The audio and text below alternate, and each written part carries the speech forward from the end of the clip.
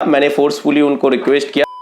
So hey guys, welcome back to our channel. तो जैसे कि पिछले वीडियो में मैंने आप लोगों के साथ शेयर किया था, मैंने Redmi Note 11 अमेजोन से परचेज़ किया था और उस मोबाइल के साथ कुछ इश्यूज़ जो है मुझे फेस करना पड़ा और मुझे टेक इंस्पेक्शन के लिए रिक्वेस्ट करना पड़ा था अमेजोन के साथ, जो कि अमेजोन का एक नया पॉलिसीज़ आया है। जब आप कोई इलेक्ट्रॉनिक प्रोडक्ट आप परचेज़ करते हो और कुछ भी इश्यूज़ आता है उसके साथ, तो आपका टेक्स इंस्पेक्शन होगा और उसके बाद ही आपको रिप्लेसमेंट या फिर रिफंड इनिशिएट किया जाता है।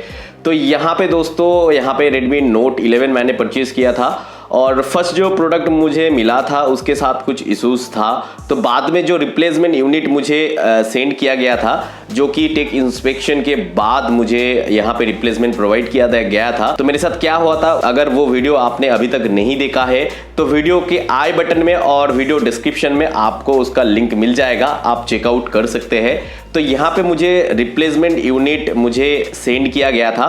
हालांकि 22 तारीख इसका एस्टिमेटेड डिलीवरी डेट था, लेकिन 21 तारीख को ही ये मोबाइल मुझे डिलीवर्ड कर दिया गया है। तो इसका छोटा सा अनबॉक्सिंग क्लिप देख लीजिए, उसके बाद मैं वीडियो को कंटिन्यू करता हूं।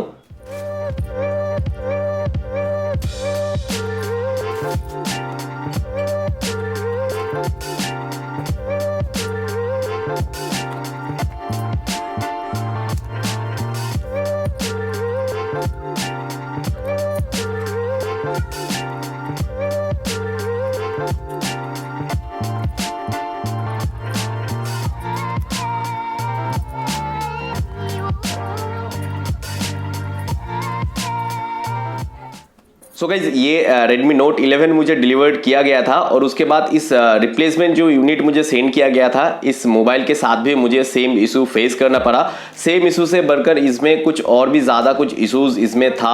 लाइक इसमें वाईफाई का स्टेबिलिटी नहीं था। मैं अपने वाईफाई से जब ये कनेक्ट करता हूँ तो वाईफाई कनेक्ट होने के बाद ये कंटिन्यूसली डिसकनेक्ट हो जा रहा था और इसमें कॉल ड्रॉप वगैरह भी हो रहा था। और स्टार्टिंग फेज में जो यहाँ पे फर्स्ट बूट होता है, फर्स्ट बूट होने में भी बहुत सारा टाइम ले रहा था और एप्लीकेशन लोडिंग में भी बहुत कुछ ज़्यादा ही टाइम ले रहा था। और अपडेट होने के बाद यहाँ पे सितंबर का जो सिक्योरिटी पैच इसमें अपडेट हुआ था, तो सिक्योरिटी पैच अपडेट होने के बाद ये जो सोशल मीडिया प्लेटफॉर्म वगैरह का जो एप्लीकेशंस है, जो पहले भी मेरे मोबाइल के साथ जो इश्यूज था, लाइक स्क्रोलिंग करने में यहाँ पे फोर्स क्लोज हो रहा था, तो यहाँ पे फोर्स क्लोज ये भी हो रहा था। तो मैंने फिर से इसमें रिक्वेस्ट किया था कि आप मुझे यहाँ पे रिफंड इनिशिएट कर दीजिए, मैं दूसरा कोई मॉडल ऑर्डर कर लूँगा। तो एंड में वो एग्री हो गया मुझे रिफंड इनिशिएट करने के लिए। हालांकि मुझे ये 10,200 समथिंग कुछ पड़ा था, जो कि डिस्काउंट मिला के था। तो अभी अगर मैं इसे परचेज करने जाऊँ ऑफलाइन स्टोर से या फिर सेम मोबाइल, तो मुझे और भी ज़्यादा अभी पे करना पड़ेगा। तो यहाँ पे मैंने थोड़ा बजट को इंक्रीज कर लिया है और मैंने सोचा है एक दूसरा मॉडल ऑर्डर करना।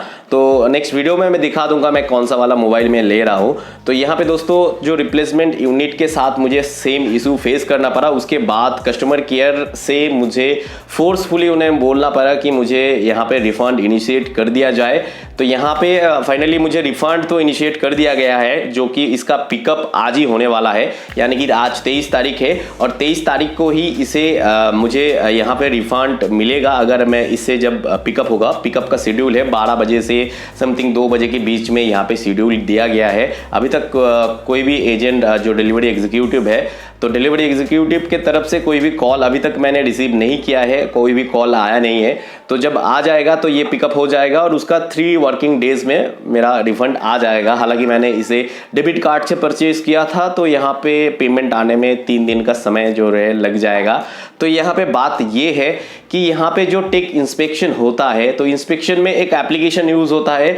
तो यहाँ पे एप्लीकेशन का स्क्रीनशॉट आपको मिल जाएगा। तो यहाँ पे मेरा वीडियो बनाने का मकसद ये है कि वो एक एप्लीकेशन के थ्रू कुछ स्क्रिप्ट रन करके एक मोबाइल का ट्रबल शूट नहीं किया जा सकता, उसमें क्या एक्चुअल प्रॉब्लम है वो डिटेक्ट नहीं किया जा सकता। इनिशियल स्टेज में उस मोबाइल में कुछ क्या इश्यूज है, फंक्शन रन कर रहा है या नहीं कर रहा है, तो वो देखा जा सकता है। लाइक आपका वाईफाई कनेक्ट हो रहा है या नहीं हो रहा है, आपका ब्लूटूथ वर्किंग है, डिस्प्ले में कुछ इश्यूज है वगैरह, ये सब देखा जा सकता है। लेकिन एक एंड यूजर को क्या प्रॉब्लम फेस हो रहा है, एक एप्लीकेशन के थ्रू कभी भी ये पता नहीं किया जा सकता एक एंड यूजर को क्या प्रॉब्लम फेस हो रहा है, लाइक उसका वाईफाई का स्टेबिलिटी कितना है, नेटवर्क कवरेज उसको कितना मिल रहा है, कॉल ड्रॉप वगैरह हो रहा है या नहीं हो रहा है। तो ये एक एंड यूजर का जो है एक्सपीरियंस है, उस एक्सपीरियंस को आप एक एप्लीकेशन के थ्रू कुछ प्री रिकॉर्डेड स्क्रिप्ट को चला के आपको पता नहीं चलेगा एक एक्चुअल डिवाइस में क्या इश्यूज है। तो ये जो अमेज़न का पॉलिसीज आया है, जो इंस्पेक्शन हो रहा है, हालांकि ये कई केसेस में सही है क्योंकि बहुत सारा ऐसा यूजर है जो मोबाइल को ऑर्डर करते हैं, ऑर्डर करने के बाद कुछ भी इश्यूज दिखा के पहले जो है रिटर्न कर लेता था और रिफंड कर लेता था। तो एक कंपनी का लॉस होता है, बहुत बड़ा लॉस होता है। तो यहाँ पे जो पॉलिसीज लाया गया है वो सही है, लेकिन एक एंड यूजर के लिए जो एक ट्रस्टेड यूजर होता है, जो जिनका डे टू डे यूजेस के लिए मोबाइल को परचेज करता है, उनके लिए ये बहुत ही टफ हो जाता है। वो इतना टाइम, इतना एंटरटेन नहीं कर पाता एक मोबाइल के पीछे इतना भागदौड़ करना, इतना बार कॉल करना, डेटा को ट्रांसफर करना, उसके बाद रिप्लेसमेंट यूनिट जो मिलता है उसके ऊपर भी अगर ये टेक इंस्पेक्शन वाला पॉलिसीज अप्लाई होता है तो ये बहुत बड़ा एक प्रोसेस हो जाता है और एक एंड यूजर को बहुत सारा तकलीफें उठाना पड़ता है। तो यहाँ पे ये वीडियो अगर अमेज़न से कोई देख रहे हो तो ये एक यूजर फीडबैक आप जरूर से नोट कीजिए, क्योंकि ऐसा पॉसिबल नहीं होता है हर यूजर के लिए कि बार बार वो रिप्लेसमेंट यूनिट मंगवाए और अपना डेटा को ट्रांसफर करे। तो ये पॉसिबल नहीं होता है। और अगर ये टेक इंस्पेक्शन हो रहा है तो इसे ऐसे किया जा सकता है कि ये टेक इंस्पेक्शन जो है उसका यूजर एक्सपीरियंस शेयर करके इसे टेक इंस्पेक्शन के साथ वो अटैच कर दिया जाए। तो यहाँ पे दोस्तों अगर हीटिंग इशू हो रहा है तो एक मोबाइल में 1-2 सेकंड के लिए तो हीटिंग इशू नहीं होता है, राइट। तो अगर एक एप्लीकेशन के प्री रिकॉर्डेड स्क्रिप्ट चलता है वो 1 मिनट से 2 मिनट के अंदर हो जाता है। तो ये मोबाइल अगर 5 मिनट यूज करने के बाद ज्यादा हीट हो रहा है तो वो कैसे जो आइडेंटिफाई करेगा एक एप्लीकेशन। तो यहाँ पे जो ये जो Redmi Note 11 है तो ये मॉडल में ही जो सॉफ्टवेयर का प्रॉब्लम आया है। हालांकि इसका जो स्पेसिफिकेशन है वो इस बजट के अंदर बेस्ट स्पेसिफिकेशन आपको प्रोवाइड कर रहा है। जो इसका बैटरी का स्पेसिफिकेशन है वो दूसरा कोई मोबाइल आपको नहीं दे रहा है। जो कैमरा, जो डिस्प्ले यहाँ पे दिया जा रहा है और इसके अंदर भी कुछ ऐसे फीचर्स है जो फ्लैगशिप मोबाइल में रहता है वो आपको इस मोबाइल में दिया जा रहा है। लेकिन इसका जो MIUI का वर्जन है वो अभी तक इतना जो है केपेबल नहीं है।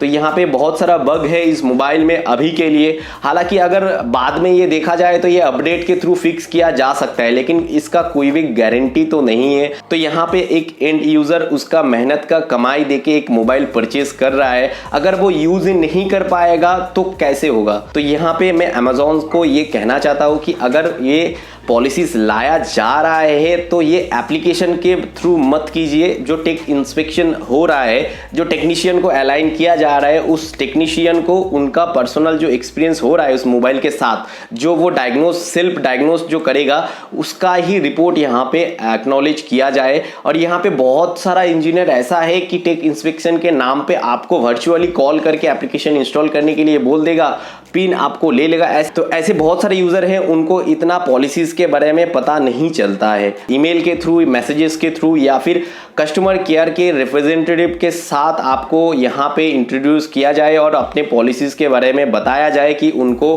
OTP शेयर नहीं करना है।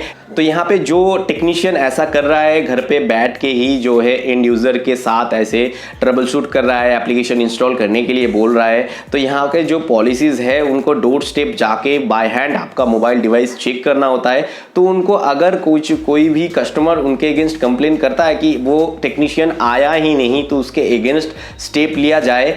तो यहाँ पे दोस्तों हर एक यूज़र के लिए पॉसिबल नहीं होता है कैसे बात करना है कस्टमर केयर में, कैसे उनको एग्री करवाना है, क्या क्या प्रॉब्लम फेस हो रहा है उनको कैसे बताना है।